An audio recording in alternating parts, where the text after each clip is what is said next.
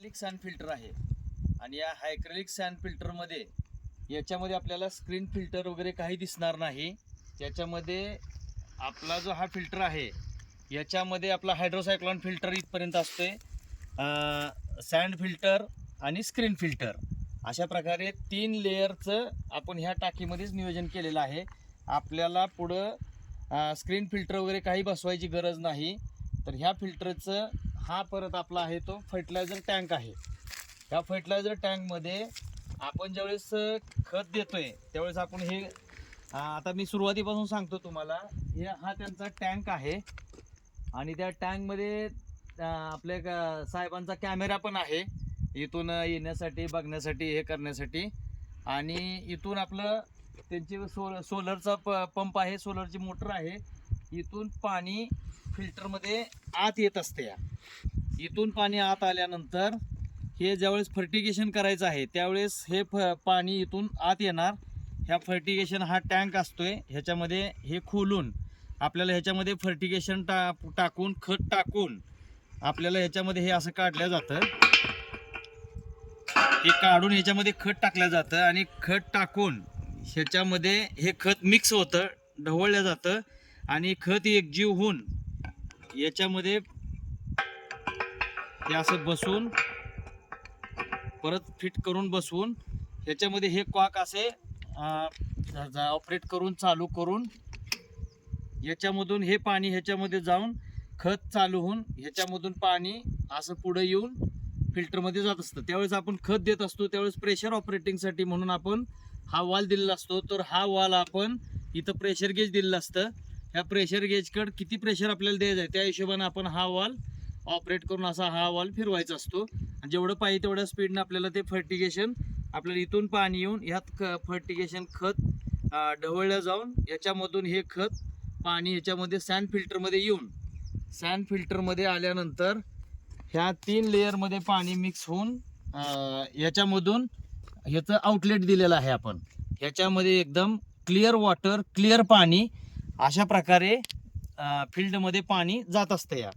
आता ज्यावेळेस आपल्याला हा फिल्टर क्लीन करायचा आहे किंवा स्वच्छ करायचा आहे त्यावेळेस आपण काय करतो की हा जो वाल आहे फिल्टर क्लीन करताना आपण हा जो वाल आहे तो हा वाल चालू असतो. हा वाल खालचा जो आहे तो पहिल्यांदा आपण असा चालू करून घ्यायचा. हा वाल चालू केल्यानंतर पाणी जे आहे ते आपलं खालून जाण्यासाठी सुरुवात होते.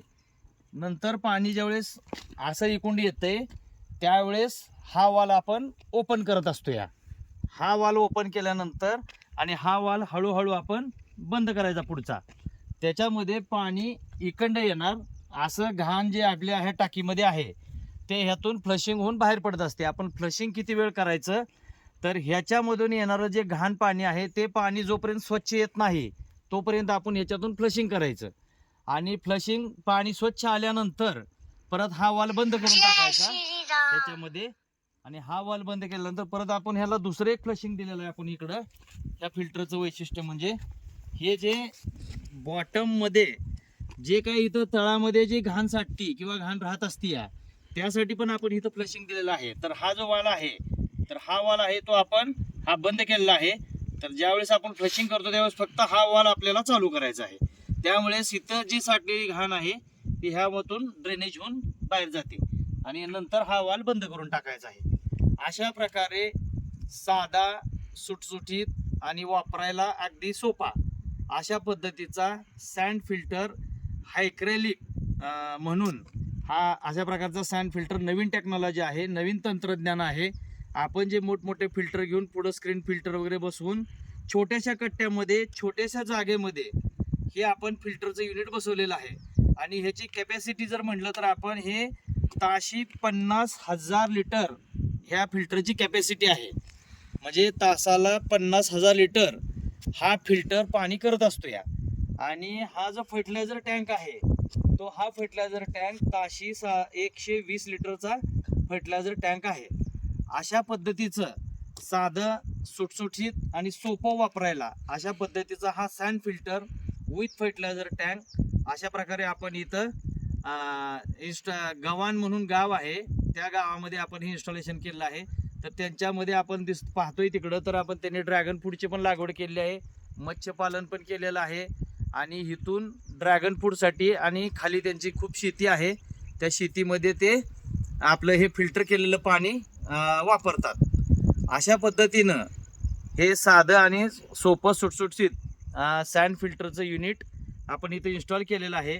तर अजून आपण पण अशा प्रकारचे साधे सरळ आणि सोपे इन्स्टॉलेशन फिल्टरचे करून घ्यावेत ही नम्र विनंती.